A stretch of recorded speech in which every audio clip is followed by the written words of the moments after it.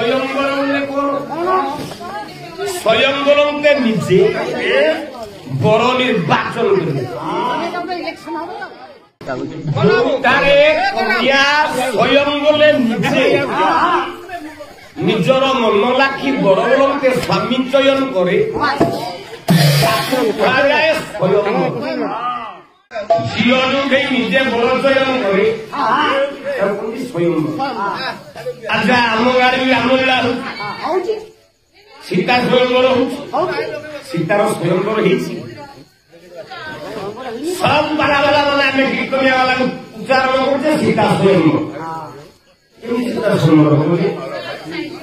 କୋଉ ଗାଁରେ ହଉ ସୀତାକୁ ବାଜି ଲଗେଇ ଯାଉ ବାପା ଜଗନ୍ନାଥ ବାଜି ଲଗେଇଲେ ଘରେ ଥିବା ଏ ଶିବ ଧନୁଟାକୁ ଯିଏ ଭାଙ୍ଗି ଦବ। ଶିବଙ୍କର ଧନୁ ନାଁ ହେଲା ଅର୍ଜଗବ। ଅର୍ଜଗବ ଧନୁଟାକୁ ଯିଏ ଦୂର ଦେଇଦବ ସେଇ ମୋ କନ୍ୟାର ବର ହବ। ଆପଣ ମାନେ ସମସ୍ତେ ବିଚାର କରନ୍ତୁ, ରାମ ଯଦି ନ ଭାଙ୍ଗିବେ ଆମ ଗାଁ ମକରା ଦିଲ୍ଲୀ ଭାଙ୍ଗି ନେଇଥାନ୍ତା, ତାହେଲେ କିଏ ଭାଙ୍ଗିଥାନ୍ତା? ସୀତା ସେଇଠି ଭାଙ୍ଗିଛି ତ ଯିଏ ଭାଙ୍ଗିଛି ସେଇ ବାହା। ତାହେଲେ ସୀତା ନିଜ ଇଚ୍ଛାରେ କଣ ବର ନିର୍ବାଚନ କଲେ କି? ଶିବ ଧନୁ ଯଦି ନ ଭଙ୍ଗା ଯାଇଥାନ୍ତା ବା ଭଗବାନ ରାମ ଯଦି ଗୁଣ ନ ଚଢେଇଥାନ୍ତେ ସୀତାର ବାହାଘର ସମ୍ଭବ ହେଇପାରିଥାନ୍ତା। ଠିକ ସେଇଭଳି ଭାବରେ ଆପଣ ଦୃଷ୍ଟି ଦିଅନ୍ତୁ, ଦ୍ୱାପର ଯୁଗରେ ଆମେ କହୁଛେ ହେଲା ଦ୍ରୌପଦୀ ସ୍ୱୟଂବର। ଦ୍ରୌପଦୀ ନିଜେ କଣ ବରଚନ କରିছে? ଦ୍ରୌପଦୀର ବାପା ହେଲେ ପୁଞ୍ଚାଳ କଟକର ରାଜା, ନାମ ହେଲା ଦ୍ରୁପଦ। ଝିଅ ପାଇଁ ବାଜି ଲଗେଇଦେଲେ।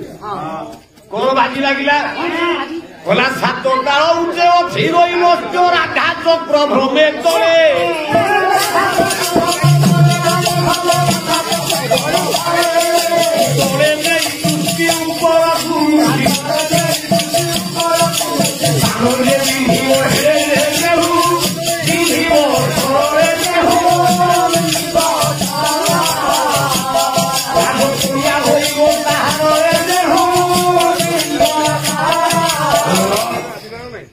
ସାତ ତାଳ ଉଚ୍ଚରେ ଗୋଟେ ରୋହି ମାଛ, ତାଳକ ହେଲା 7 ହାତ।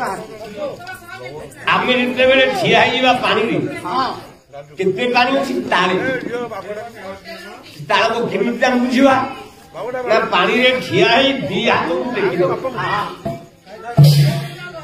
ଯଦି ପାଣିର ସମଭାଗ ପୂର୍ଣ୍ଣ ହେଇଥାଏ ସେ ଗୋଟେ ତାଳ।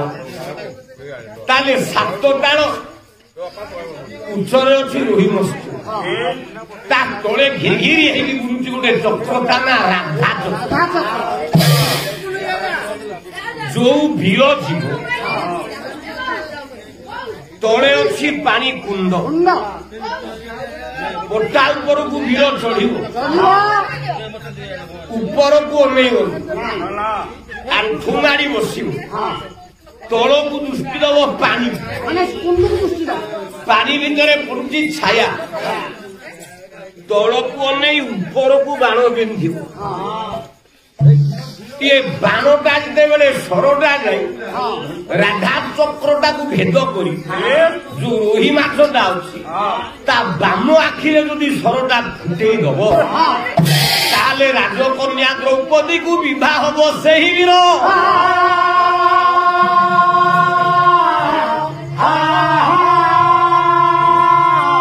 ବ୍ରହ୍ମାଣ୍ଡରେ ଯେତେ ଯେତେ ବୀରମାନେ ଥିଲେ ସମସ୍ତେ ପରାସ୍ତ। ଗୋଟାଏ ଭୀର ଥିଲା ରାଧେୟ ବୋଲେ ରାଧା ତନୟ କର୍ଣ୍ଣ। ବ୍ରହ୍ମାଣ୍ଡ ଭିତରେ ସର୍ବଶ୍ରେଷ୍ଠ ଯୋଦ୍ଧା ମରିଗଲା ପଛେ ଦୁର୍ଯ୍ୟୋଧନର ପାଖ ଛାଡ଼ିଲାନି। ମହାଭାରତରେ ଏକମାତ୍ର ଧର୍ମବନ୍ତ ପୁରୁଷ ଯଦି ଜଣକୁ ଖୋଜାଯାଏ ସେଇ ହେଉଛି ଏକମାତ୍ର କର୍ଣ୍ଣ। ଯେତେବେଳେ ପଟା ଉପରୁ ଭଗବାନ କୃଷ୍ଣ ଥିଲେ, লীলা ଆରମ୍ଭିଲେ ପ୍ରଭୁ ସ୍ୱୟଂ ନାରାୟଣ।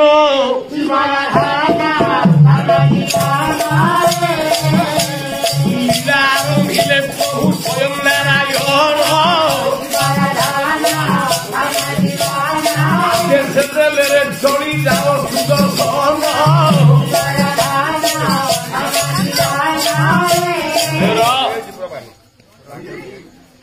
भगवान कृष्ण निजे सुदर्शन चक्र को आदेश देले जा उत्तरे राधा चक्र तले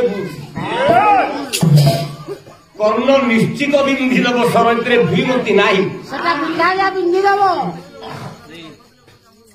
तेणु ता स्वरटा तू राधा चक्र पर्यंत भेद कर जगिबार लाग कर्णर स्वरटा बाजिगला जाई सुदर्शन चक्र निराश से कर्ण फेरी आस तृतीय पांडव अर्जुन बिंधिले सरबुली द्रौपदी बाहागर आज जदि बाजी अर्जुन हारी था तेरे द्रौपदी स्वयंवर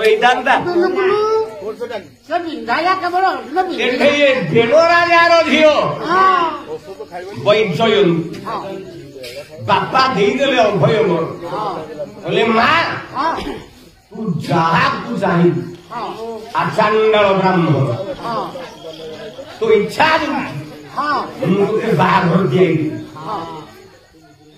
हसी हसी वैजयंती कहला मोर बाहा कौन आवश्यक बाबा आते बेले आपणकर स्वप्न साकार करने आप चिंता करिसेंती कन्या रत्न को विवाह देवे बाहे मोर गोटे शर्त रही कला काठ कुंडेई दिए दब चलाई माला नित्य देवी लंबाई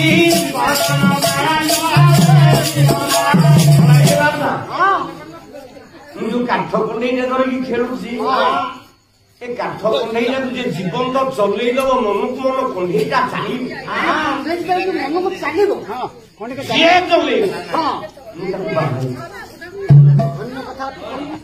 ब्रह्मांडर सर्वश्रेष्ठ वीर मान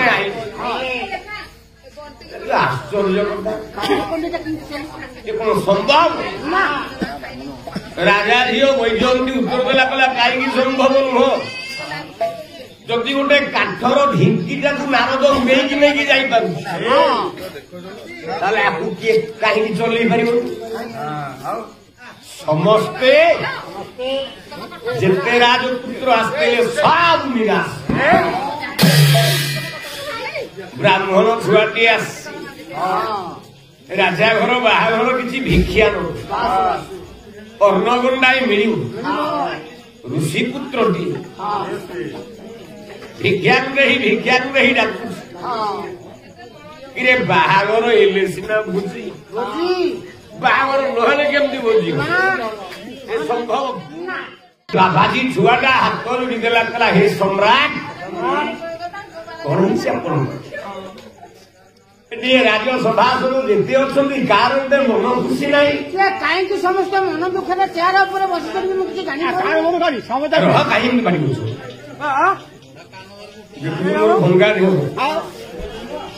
भंगा हृदय कहीं बसुँच कहतु राजा ना मो झीर स्वयंवर ही पारुनी ना असुविधा कोटे रही ना काठ कंढेटा जी चलो ना ये गोटे तुम झील बाहला बोली जान से जहाँ तू चाहिए ताकू बाह काठ कंढेटा मु चलई हाथ को जोड़ी देले प्रभु दयार सागर तू भावग्राही जीवन में किसी ते मागिनी प्रभु आज एति मागिनी चिंता पड़ी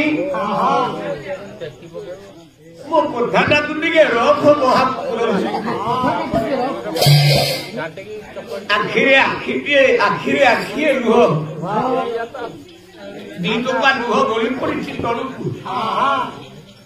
प्रभु करुण शीघ्र करुणालय नारायण अंतरात्मा करुण चित्कार कर आत्मसमर्पण आत्मनिवेदन करदेला पंडित ऋषिपुत्र प्रभुंकर भय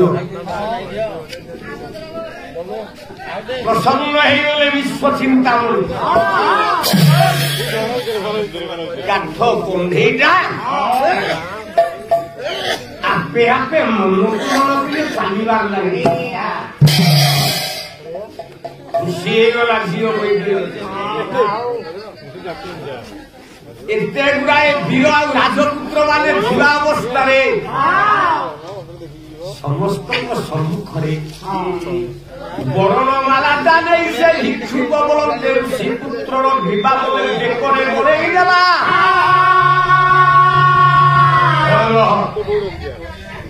କୌସ୍ତୁଭ ବାହାରିଲେ ବାଧ୍ୟ ହୋଇକି ବୈଜୟନ୍ତୀ